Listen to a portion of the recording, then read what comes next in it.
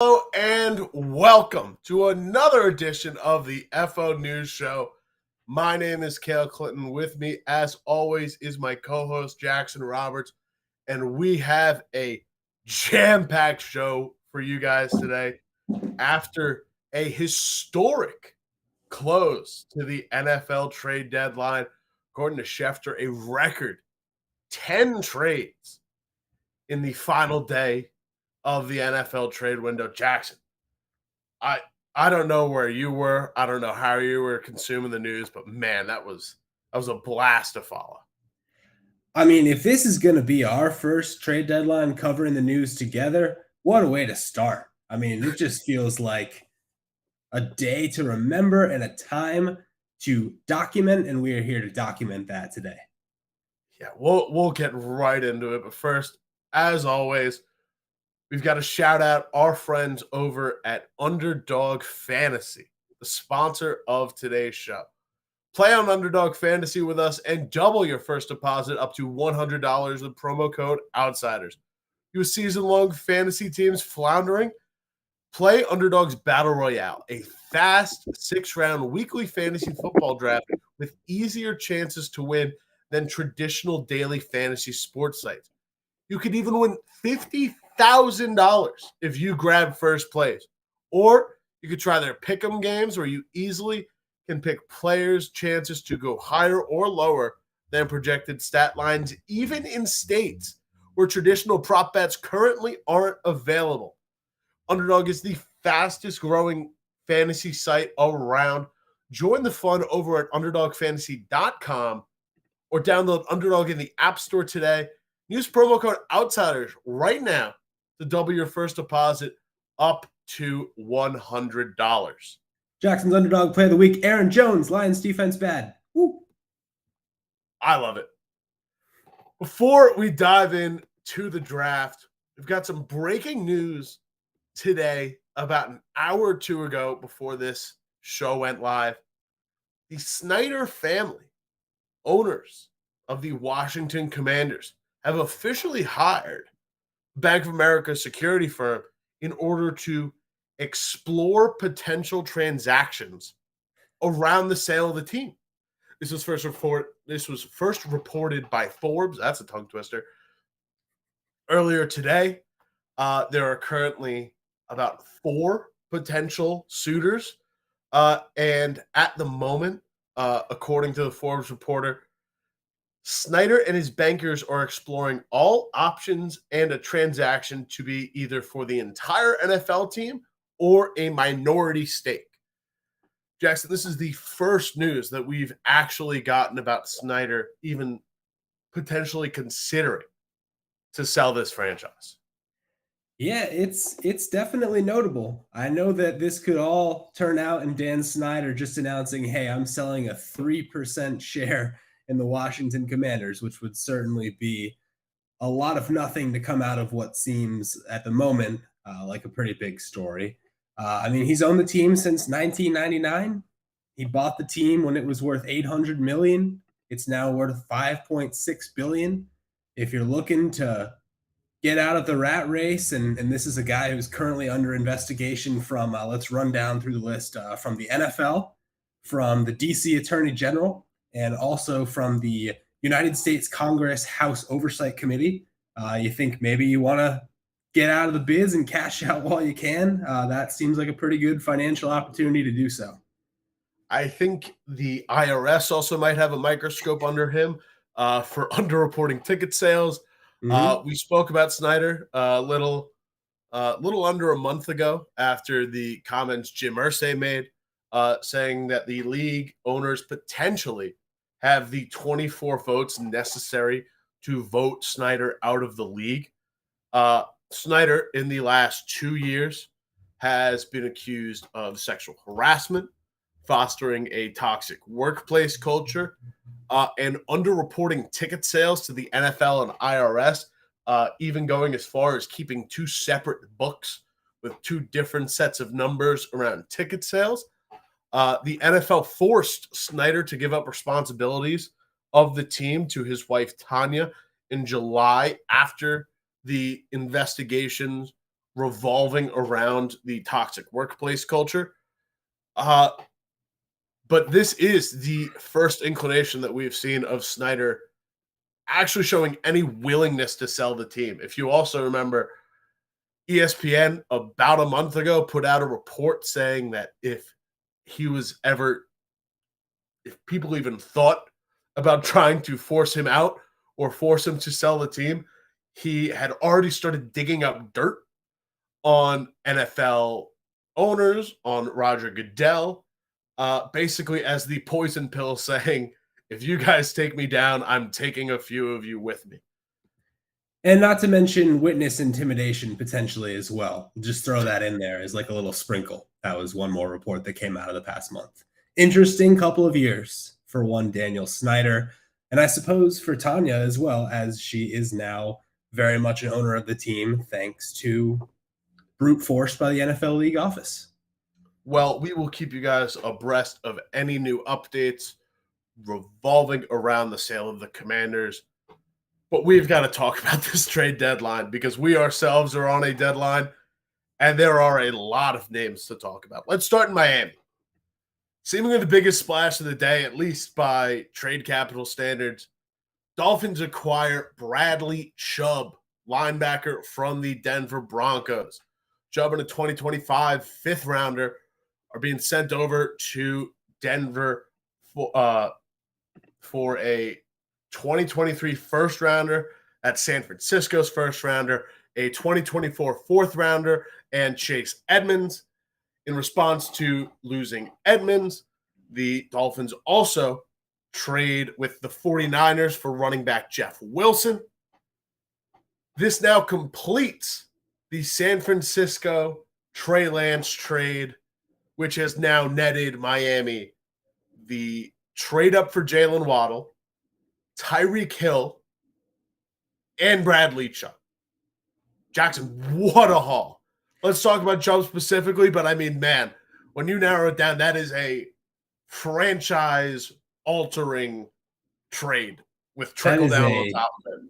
That is a perfect example of how teams in the draft who either already have their quarterback or in this case are not 100% sure Tua Tagovailoa is the guy, but they were giving him more time and it is paying off in the biggest possible way. That is a little bit of oversimplification, of course, on our part because there were other picks exchanged in these deals, but what a job by Miami. And from a Bradley Chubb standpoint, I mean, Chubb right now, third among edge rushers in pass rush win rate, 5.5 sacks on the season, 2 forced fumbles. This is a team that's 29th in pass DVOA right now on the defensive side of the ball. Pressure has really been one of the biggest struggles for them as a defense. This is a huge addition.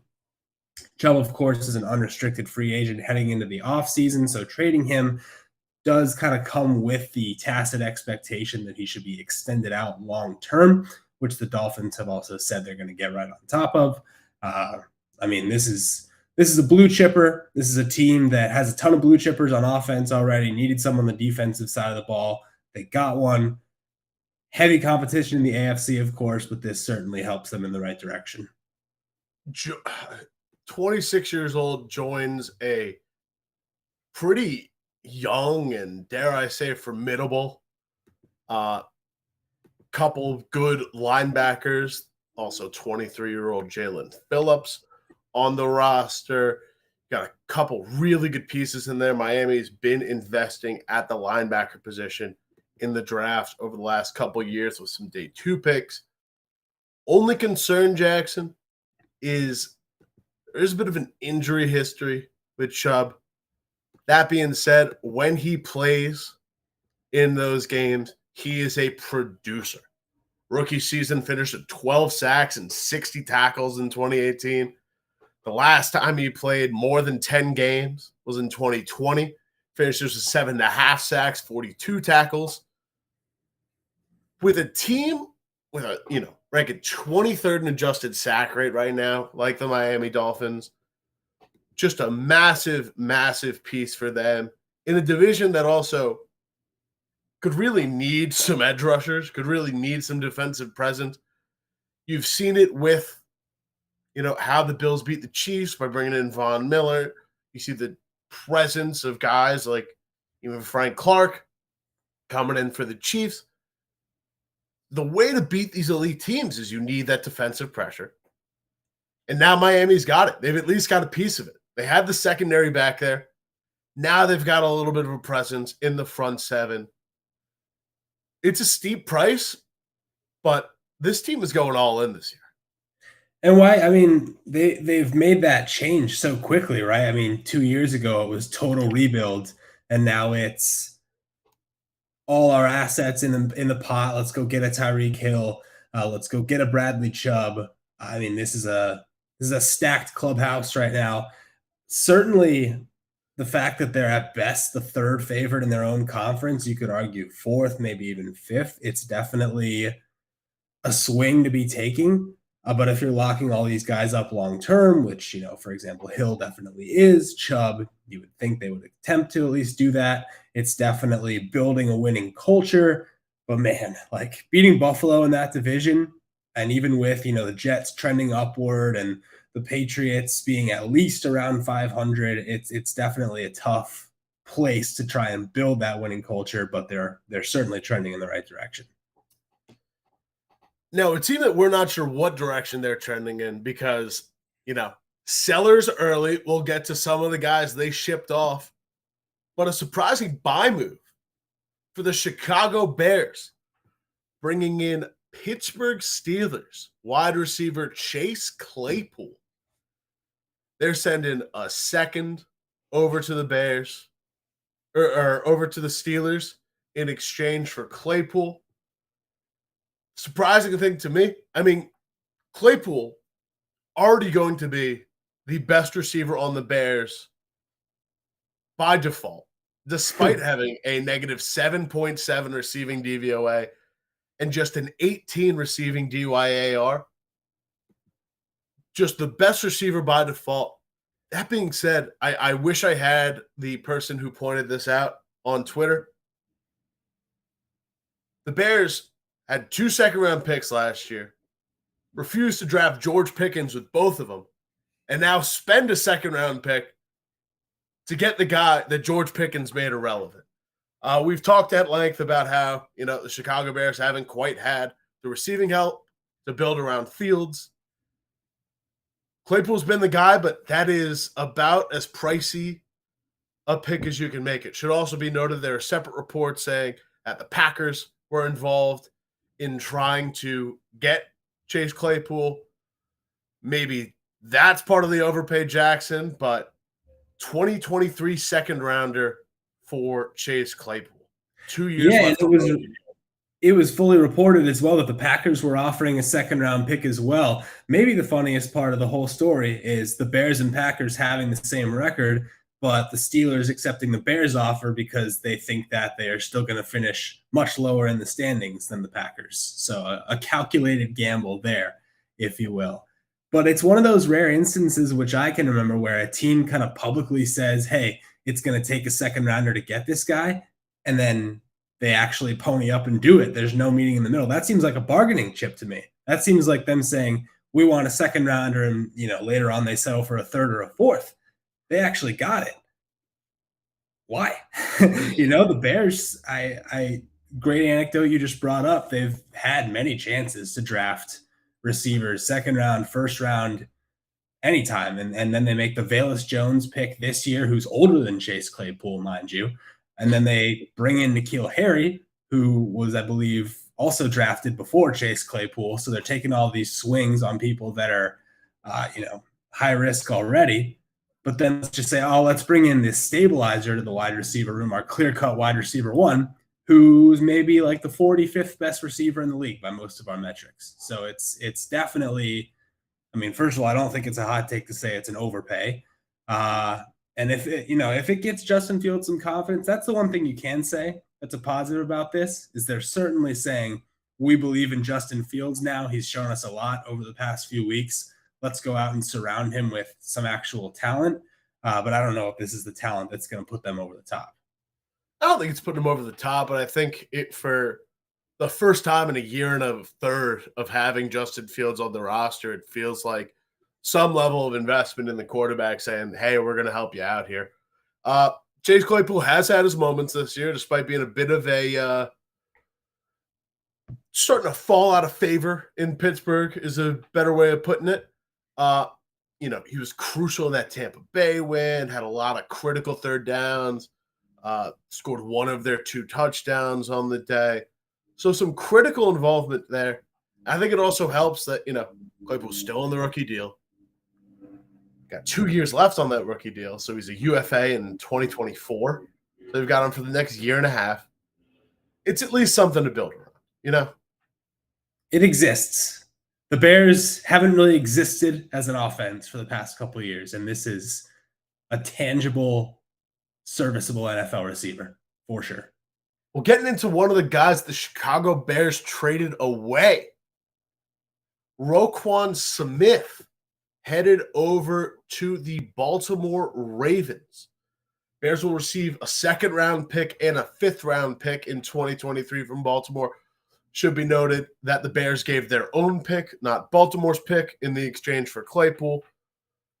But a good little swap, I guess. Smith currently leads the league in combined tackles with 83, 52 solo, eclipses all but 3 players in combined tackles on the Bears. Since 2018, should be noted that only Bobby Wagner has more tackles than Roquan Smith. Jackson Smith is a guy who had originally desired to be traded back in August. The Bears could not reach an extension with Smith. Talked about how Chicago was negotiating in bad faith. Said he had wanted to be a Bear for the foreseeable future, but ownership or front office wasn't allowing them to do that. 3 months later, granted his request, Jackson. Bears bad faith? I don't see that as a possibility. Bears? This is certainly another one of those deals where I don't want to say expectation, but I think that in order to justify the cost of the deal, you end up feeling like you have to sign Roquan Smith to a longer-term extension if you were Baltimore. And if you do that, you certainly, barring any sort of injury, are getting a very, very, very good defensive player. The Ravens have notably kind of struggled in covering tight ends this year. So Smith certainly athletic enough to help out with that. The Ravens ranked 21st in pass DVOA against tight ends. Patrick Queen certainly has had his struggles individually in the passing game. So, yeah, I mean, this is one of those moves. The Bears defense, I don't know if they're heading in any sort of positive direction anytime soon. We'll get into the Robert Quinn deal when we talk about Thursday Night Football and the Eagles, but they're certainly kind of tearing down the defense, building up the offense simultaneously. It's a weird position to be in. And if you're the Ravens, you're just trying to get better, load up for a playoff race in which you're going to be, at best the 3rd favorite in the AFC. It helps to have all the weapons you can on both sides of the ball. Should be noted that if you're talking specifically coverage, Roquan Smith might not be the guy. According to Sports Info Solutions, has allowed 12 completions on 17 targets for a career high 6.5 yards per target. Does have 2 interceptions already, though. That ties his career high at the position. I mean, that's not bad, Cale. I mean, 12 of 17 completions on short passes, you'll live with that. He's getting tackles. He's making picks. It's the Bears. Could be a little bit of that as well. Should be noted, though, Roquan Smith joining a pretty loaded linebacker group already. You got Tyus Bowser, you got Odafe Owe, you have Tyus Bowser and David Ajabo both coming back fully reinstated, practicing with the team. He's joining Patrick Queen, he's joining Justin Houston. This is a loaded unit at the 2nd level of that defense. The linebacker, really just special part of this group. This Baltimore Ravens defense that was already pretty formidable is looking like a tough opponent. Final note on Roquan Smith, he's wearing number 18, which is very disappointing to me as a fan of traditional NFL numbers. Bring the 50s back to linebackers. Thoughts on Bradley Chubb wearing number 2, Jackson? Don't like it one bit. Don't like it one bit. See, I don't like 18, but like 2. I don't know what it is. Maybe it's a single digit. Single digit better than like a number in the tens to teens for defensive players, For but sure, still, for I sure. mean, come on. Classic edge rusher, be in the 50s or be in the 90s. Let's go. Staying in the NFC North for an in-division trade of a surprising magnitude. Detroit Lions trading TJ Hawkinson to the Minnesota Vikings. Comes off the heels of news that Irv Smith has suffered a high ankle sprain and is going to miss some time. Believe he was placed on the IR. Vikings sending a 2023 second round pick and a 2024 third round pick to Detroit in exchange for Hawk, a 2023 fourth and a 2024 fourth. Since Hawkinson joined the Detroit Lions, no single player in Detroit has as many catches as Hawkinson over that span. Excuse me. Currently on pace for his best finish of the season by DVOA. Top 10 tight end in both DYAR and DVOA this season, Jackson. A very surprising investment transaction in division, and a good investment by the Vikings in a third pass catcher. The one thing I don't understand is Detroit's probably in a position to get a new quarterback next year. Feels like you would want to have all the best pass catching options possible, and you're letting one of your longest standing offensive players, one of your better guys, assumedly a leader, letting him go not just away, but in division, Jackson. Yeah, it's tough. You're going to bring that quarterback in and have him watch TJ Hawkinson streaking downfield twice a year, every year, thinking, wow, I could have had him if my team didn't just want that second round pick so desperately. It's an interesting move. It really is. I love it for the Vikings. I understand that a second is kind of a lot to give up, but at the same time, I feel like he adds just a totally new dynamic to that offense, which, I mean, the Irv Smith injury may have led to this move, but it's such a clear upgrade over Irv Smith anyway. I mean, he could even be a second option over Adam Thielen at his best, at least. TJ Hawkinson is the type of guy where, if you own him in fantasy, you're kind of used to him being boom or bust. But for the Vikings, who have Justin Jefferson, who have Thielen as a very, above average wide receiver too, and who have Dalvin Cook, who can just dominate in the run game on any given week, this is a really nice weapon to be able to throw at a team. If they're leaving the middle of the field open, if they're consistently circling around Justin Jefferson, that's, it's an entirely new dimension of the offense that they totally didn't have. We're really going to see if Kirk Cousins can lead a contender this year. Everything else is lining up perfectly for the Vikings. Record, division, all of it. Can Kirk Cousins get it done? Kirk Cousins has done well throwing at tight ends in the past. 2020 saw 3 different Minnesota Vikings tight ends qualify for DVOA. Irv Smith finished 8th in DVOA.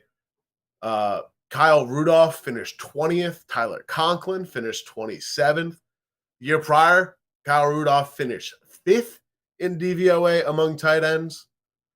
Pretty good track record, and you could see the loss that this Minnesota Vikings offense took a little bit in 2021. You obviously have a massive emergence of Justin Jefferson, but they didn't have that tight end presence last year. They haven't quite had it this year.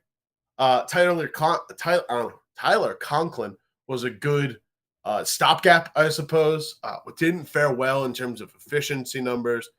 They at least got some production out of him. Irv Smith, somewhat similar vote, but lower volume. This is a big ad.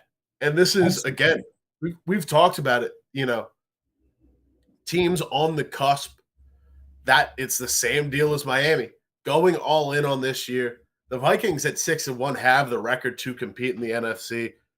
And now they're pretty loaded on the offensive end. Yeah, I mean, last couple things to point out here. Justin Jefferson hasn't caught a touchdown since week 1. Maybe this opens the offense back up for him a little bit. You'd love to see that. Also, in kind of obvious passing downs, Kirk Cousins really struggling this year. last in EPA per drop back on second, third, and fourth downs of 7 or more yards. So if TJ Hawkinson can give them another option in that facet of the game, when you know you're not just going to run Dalvin Cook down the team's throat, all for it. Speaking of loaded offenses, the Bills get another.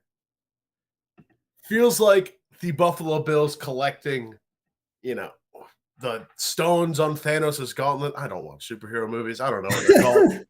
But they do get the pass-catching running back that they have been so desperately looking for over the last few years in Indianapolis Colts' Nyheim Hines.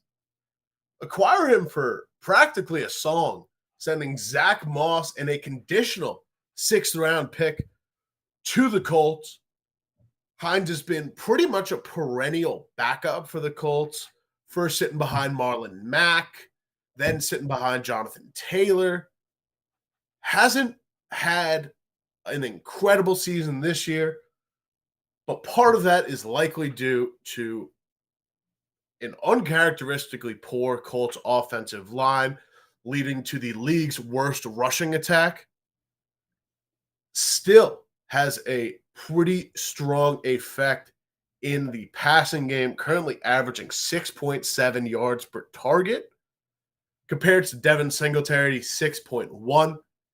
Feels like a really strong add, situational add to a Bills offense that is just looking to continue to hold its power over the rest of the AFC and NFL. Yeah, if we're doing analogies here, and thank you, Cale, for that great Marvel analogy you provided, I would liken this to just adding another attachment on the Swiss Army knife, right? You already have your scissors, your pocket knife, and that's Stephon Diggs and Gabriel Davis. Maybe this is the nail file, or maybe this is the tiny little magnifying glass. It's just one more thing you can do as an offense. He's 6th in receiving DYAR and 8th in receiving DVOA among running backs this season. It's not like Devin Singletary's been bad in those categories, but this is still an upgrade.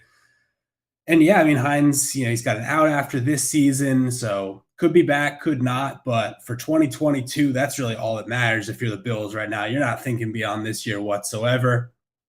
It's how can we, foolproof this offense? How can we give it the most flexibility, versatility as possible? Clearly, Nyheim Hines gives them at least another option, another little mini dimension that they can work with. Yeah, it's just situational. I mean, now you get to save Singletary's legs for actual running. You can still use them in the passing game, but less, more sparingly. You've got a little bit more of a consistent RB2 and a guy who's consistent or, very much used to the RB2 role. Just feels like another great ad. Should also be noted, Bills snuck the last trade of the day right under the wire, actually reported after the 4:00 window closed. Traded for Atlanta Falcons safety Dean Marlowe, sent a 2023 7th-round pick their way. Just the Bills continuing to load up. Marlowe, obviously, more of a depth ad. Believe I saw Charles McDonald on Twitter say, surprised we got literally anything from Marlowe. So tells you where they are on that. But moving on to teams that are just continuing to add those little situational pieces just to push themselves above and beyond into the most highest echelon of the league. Kansas City Chiefs trade for Giants wide receiver KADARIUS TONEY. Giants getting a Chiefs conditional 3rd and a 6th, both in 2023. Guy has not worked out for the Giants since being drafted in 2021. Former 20th overall pick. Looks like could be a real gadget guy for this Kansas City Chiefs if healthy, Jackson. This is a swing. This is a depth add. It's also a surprise that the Chiefs gave up what is a conditional 3rd and a 6th, both in this upcoming draft for KADARIUS TONEY. But we've kind of talked about this privately as well, Cale. When you have a player like TONEY, when you have a third round pick, for example, you'd kind of be looking for a player like a TONEY in the draft, a receiver who has kind of that gadget, maybe wide receiver 2 upside, a guy who is, extremely athletic, and you're banking on maybe becoming more of a well-rounded pass catcher. That's what TONEY, if he's on the field, we at least know he's that. We at least know that he's extremely explosive, athletic, change of direction skills on point. So as long as you can keep him healthy, which is kind of a big if given his early career history, you're looking really good. In the Chiefs offense specifically, there's the potential to unlock him even more than maybe any other offense could, and really kind of unleash him downfield. When you have Travis Kelce in an offense, that kind of tends to open things up quite a bit. Patrick Mahomes can get you the ball no matter where you're standing, what direction you're going. So, I mean, this has home run potential for sure, even though it's certainly not a blue chip slam dunk type of deal that the Chiefs are making. Yeah, and he is, I don't think he's taking major snaps away from a Juju Smith-Schuster, an MVS, a Mecole Hardman. He is wide receiver 5 on the depth chart probably, and maybe pass catching option 7 on the roster. It is not a very deep, this is so hyper situational that it just feels like it could pay off in just small moments. But hey, like we said, a day 2 pick, it's worth the swing. Should be noted by one Man Steal in the FO comment section, calling it a lottery ticket like we have, but just listing off the injuries and absences that Kadarius Toney has had. He's missed 12 of 24 games. He's missed both training camps and offseason OTAs due to 4 hamstring injuries, 2 bouts with COVID, separate knee, quad, fingernail, ankle, oblique, and shoulder injuries in a year and a half in the league. So again, lottery ticket, about as lottery-esque as you can get. Speaking of lottery tickets, Jackson, that is not a gambling pun, I promise. The Jacksonville Jaguars trade for Calvin Ridley. Oh, that was bad.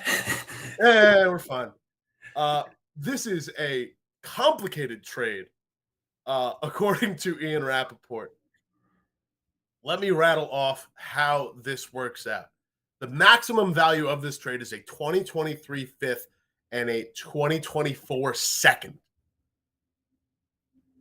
So 2023, if he hits by a certain date, a 2023 sixth rounder becomes a 2023 fifth rounder. And by hit, I mean is reinstated. 2024 becomes a much wider range of outcomes. It's a 4th round pick if he makes the team, a 3rd round pick if he hits certain playtime milestones, and a 2nd round pick if the Jaguars sign him to a long-term deal. Calvin Ridley is currently suspended for gambling on NFL games during a leave of absence he took for his own mental health.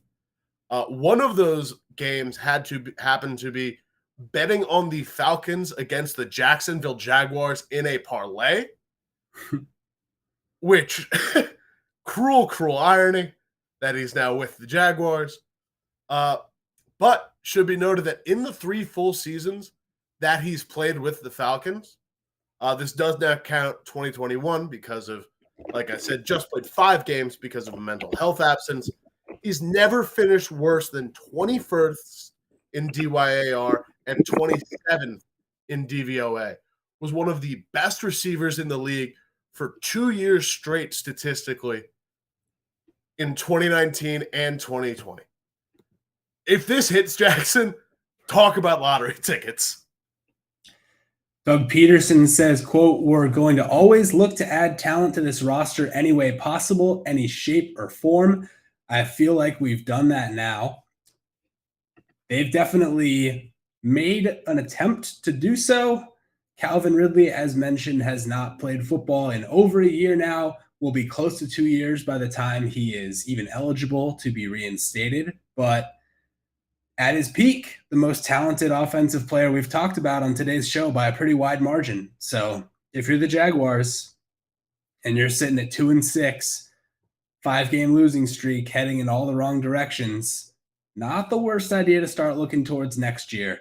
Probably a higher upside, probably also a lower downside than anything that you were going to get on the open market at this trade deadline. They went for it. No one can say they didn't go for it here. It feels like a move, you know. This is a move you make in a dynasty fantasy draft, you know. You take a guy like him in the 15th round, you just sit on him and wait till next year, and that's when the real investment comes in.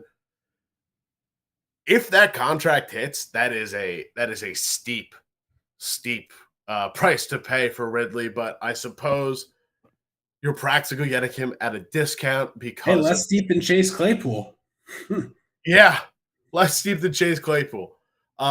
Ridley is due $11.1 million in 2023. Had to forego all of that salary though in the punishment. So if the Jacksonville Jaguars happen to cut him, zero dead cap hit, and they save all $11.1 million, he is an unrestricted free agent in 2024 though, which is where that long-term deal sort of comes into place. Moving on from the trade deadline, there were a couple more trades in there, but we've just got to hit the headlines. Moving on, Indianapolis Colts have officially fired offensive coordinator Marcus Brady. He had been the OC since the start. He had been a quarterbacks coach since the start of 2018. Took over as OC in 2021 after the departure of Nick Sirianni. Colts currently rank last in offensive DVOA, 30th in pass, 32nd in rush, third worst in points per game behind only Denver and Pittsburgh, and were 9th in points per game last season. Tough way to go out, Jackson. And Marcus Brady didn't exactly have the easiest job between his time as quarterbacks coach and offensive coordinator.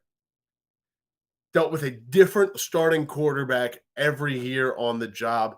And in his 2 years as head offensive coordinator, he was working with first-time veteran trade acquisition at starting quarterback in both scenarios. Wow. This is if you're Frank Reich, the past couple weeks you've been emptying the clip in terms of the moves you make to save your own job. You're okay, let's put the rookie quarterback in. Oh, we lost that game. Oh, let's fire the offensive coordinator. That's a pretty quick transition from step 1 to step 2. Certainly Frank Reich feeling the heat a little bit. The Colts, as mentioned, dead last in offensive DVOA. So the 3-4-1 record is looking even worse when you view it through the lens of how bad things have actually been and how much worse they can get. Colts, of course, go to New England this week, a game that both teams with 4 losses feels like a must-win on both sides. And firing the offensive coordinator prior to the game certainly suggests that the Colts do not have a whole lot of confidence in the direction they were already heading. I don't know how they're going to gain that confidence. Trade away your backup running back, too. I mean, they do have a stable of running backs there. Deion Jackson's proven to be a capable fill-in, but really confusing direction for the Indianapolis Colts. The crazy thing is, you know, Colts were the centerpiece of this week's Any Given Sunday in their 17-16 loss to the Commanders. Sam Ehlinger's first start in the NFL, he looked okay. Like, and specifically, the play calls they're calling for him, the PA bootlegs, the, you know, rolling out Ehlinger into open space to create maximize what Frank Reich calls the secret sauce. It didn't seem that bad, but this is a results-oriented league, and the negative 25.3 offensive DVOA for the Colts is on pace for the franchise's worst since 1992, 30 years prior. If that's going to, Numbers never lie, Jackson, and that's a pretty bad number. Yikes. And they only have one Texans game left, and they've already played both their Jags games. So it's even kind of a tough schedule down the back stretch, even considering the fact that they're in the AFC South and didn't finish in first place last year. I don't know how things are going to turn around for them this season. And like I said, it feels like Frank Reich is just desperately trying to keep his job at this point, and we'll see if there's anything he can do with Sam Ehlinger and dipping deeper into the coaching staff for offensive coordinating duties. We'll see if any of that works out.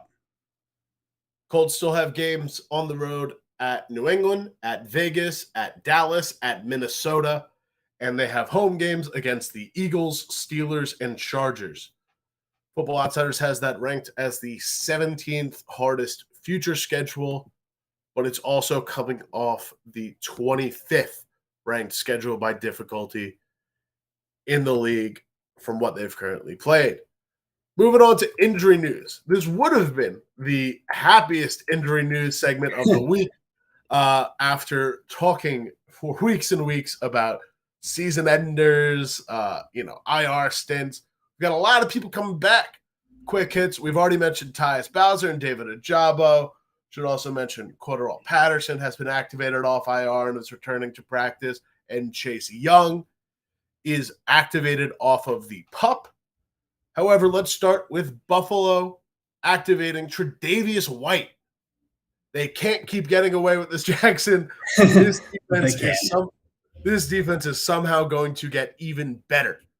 Tre'Davious White tore his ACL in Week 12 of 2021 in a Thanksgiving game against the New Orleans Saints. Bills have managed to go 11-3 in his absence, which is pretty strong.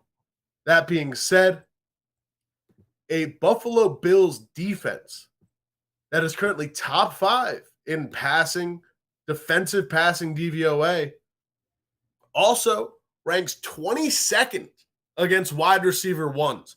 So a massive, massive add for an already pretty formidable Buffalo defense.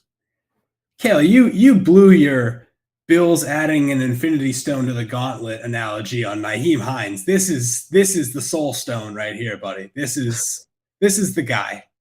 This completely changes the outlook of a defense that was already arguably the best in the entire league, which plays in the same building with an offense that is arguably the best in the entire league. This is also a leader. This is last 2 seasons he's played, he's been first team All-Pro. This guy's everything. They already have incredible veteran leadership in their secondary and throughout the defense. But I mean, come on, Trey White still somehow rises above the pack. He's good, Cale. He's really, really good at football. And I don't know if he'll play this week. Seems like it might be a next week thing. But for the Bills, it's literally just, the steady climb towards the playoffs, building a little bit week after week. Even just getting Trey White back in the building, practicing with the team is a huge win. I am terrified for opposing offenses, Buffalo or nothing.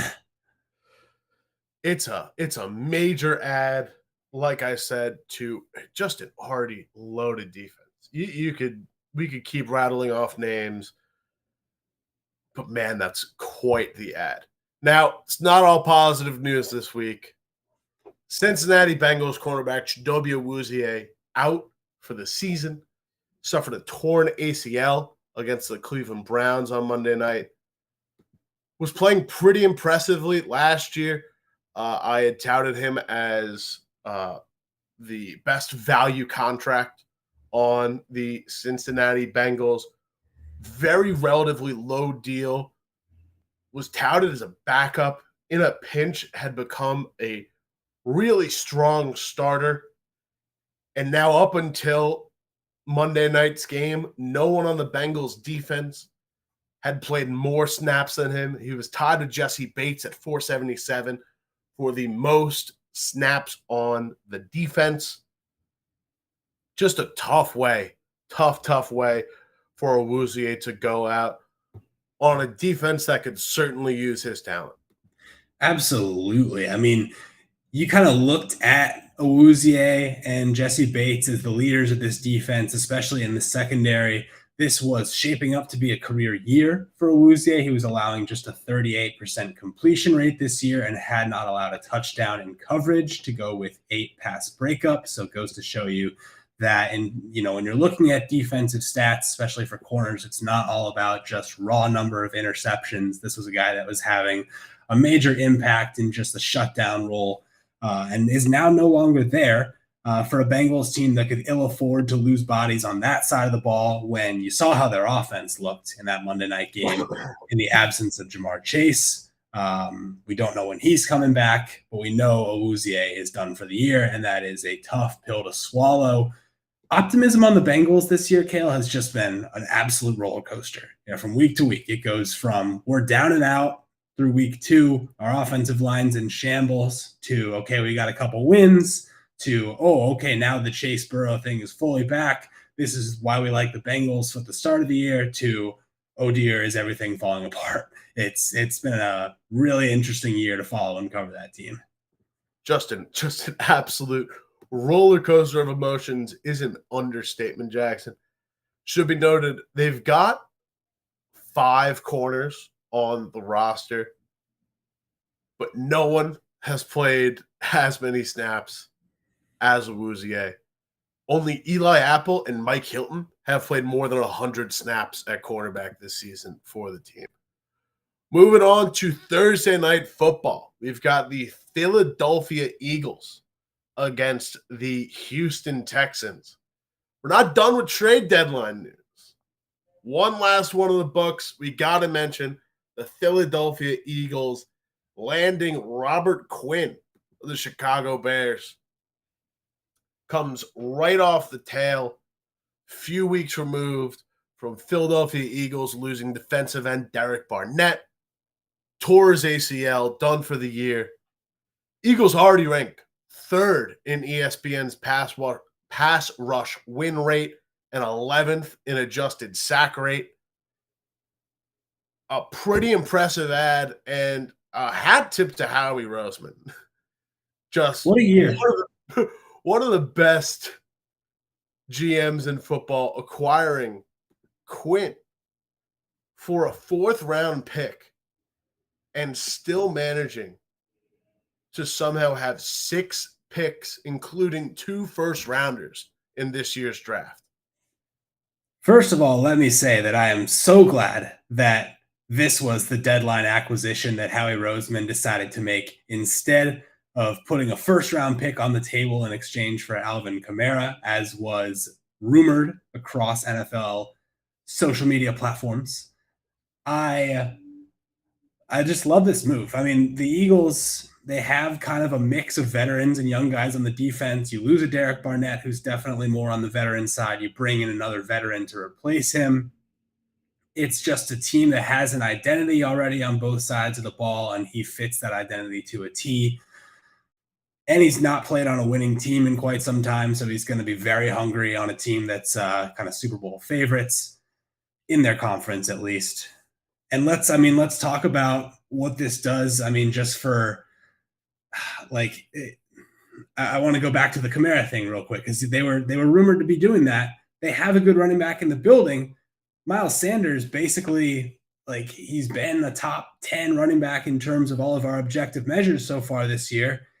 Now he gets to play against the Texans on Thursday night, who are the dead last DVOA team against running backs this season. He's going to shred them. So I just love kind of the confidence that the trade deadline that the Eagles had, I think, instills in their team. Just another team looking to separate themselves in the upper echelon of this team, adding a incredible veteran player to the number 2 ranked DVOA defense. They do lose a piece, though. Jordan Davis dealing with a high ankle sprain currently. He's played 33% of the team's defensive snaps. It's been a little situational for him this season, but he's been a very, very exciting prospect for this Philadelphia Eagles team.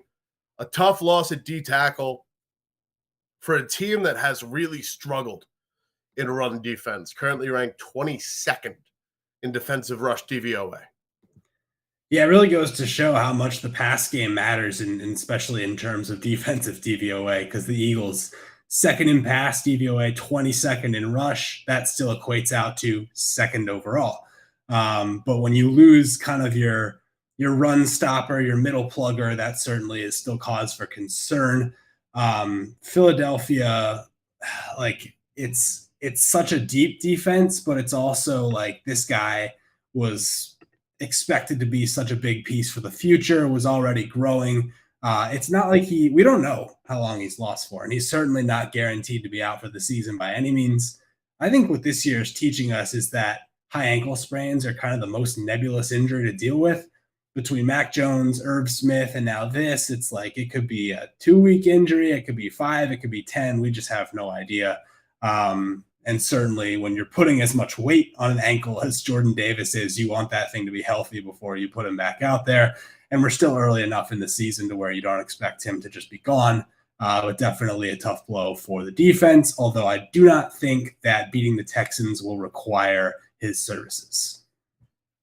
Hey, man, Dameon Pierce, good running back. You never know. But again, I do agree, especially a guy as situationally useful as Jordan Davis at the moment, until he becomes that every down DT, let him rest. These are injuries caused by over aggravation, especially putting weight in the wrong places can really aggravate these things, and the stomping and the driving of the defensive tackle position is probably going to aggravate that a lot. You got to let that settle.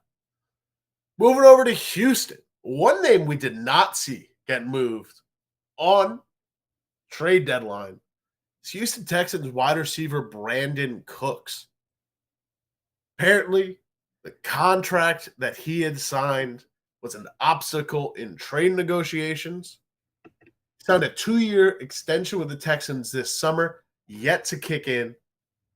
It's an $18 million base salary per over the cap, a $26 million cap hit. Loaded deal. Cooks has had his fair share of trades.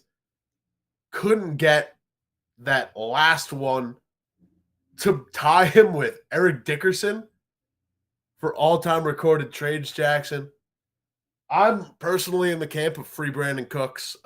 Think he'd be a major asset on a lot of teams. Couldn't get it done this week, though.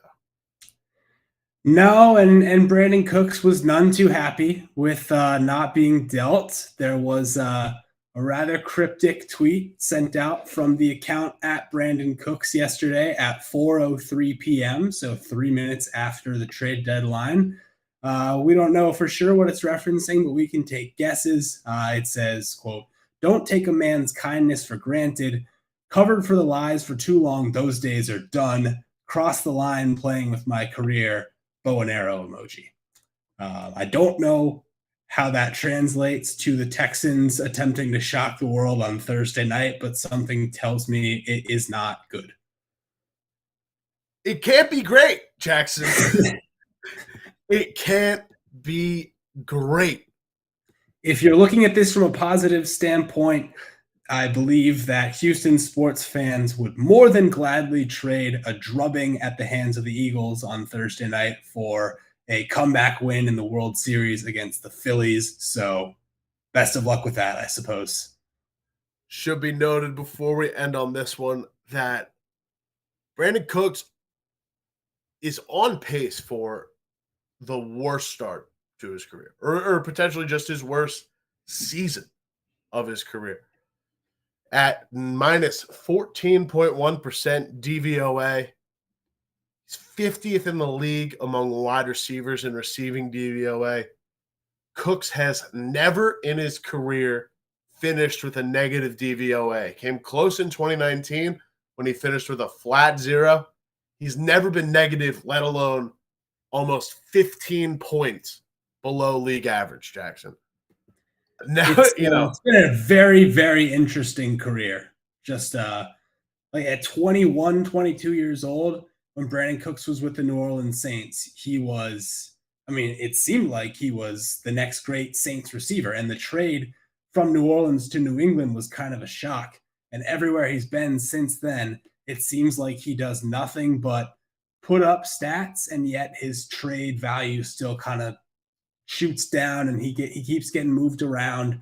And to think that he's somehow now found a home in Houston just doesn't seem to sit with, like, he's progressively gone from better teams to worse teams, and it's very confusing.